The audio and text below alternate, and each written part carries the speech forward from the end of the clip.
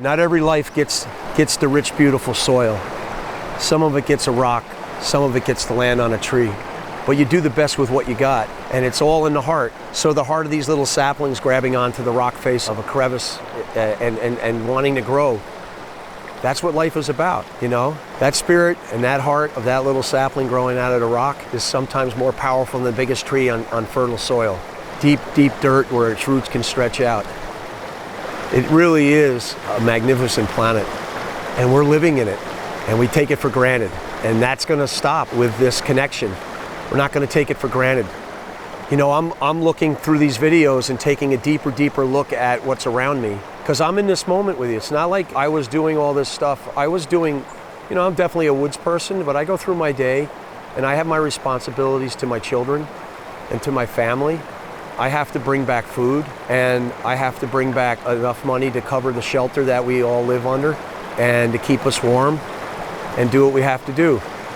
But if you surrender to your heart and you connect yourself with the universe, what you need will come to you.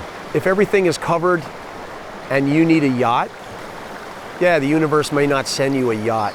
It may not send you the lottery with millions of dollars so that you can blow it on all kinds of other, you know, stupid stuff. But it'll send you what you need. What we got to do is once we hook up to our heart, we don't want to let go. We're connected to that rock, just like that solid foundation, just like that little tree.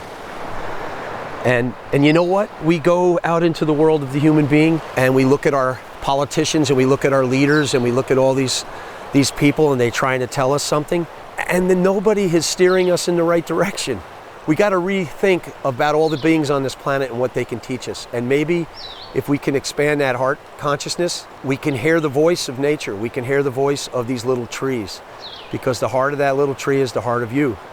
And beyond this, beyond the sky, the moon and the stars and all those planets are the heart of you.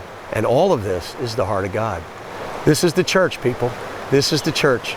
In this moment, we're all gathered right here in this church, in the holiest of places, the sacred ground of the planet, which is everywhere where your feet are on the earth and your head's in the sky, as Burroughs said. You are in the presence of the divine. And you know what?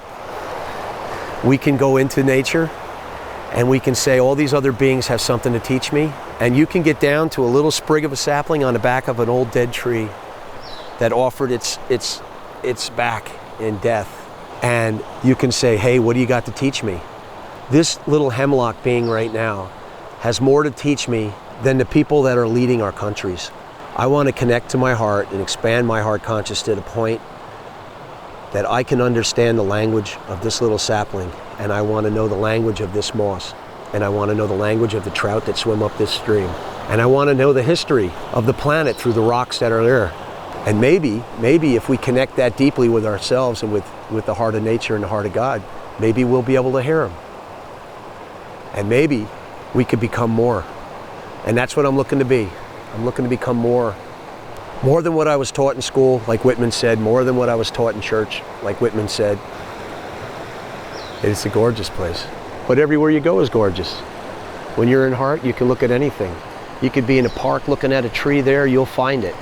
You could be on your balcony in your apartment and look at your potted plant and look down really close and just try to understand it. That is a life form, and it is a being, just like you're a being.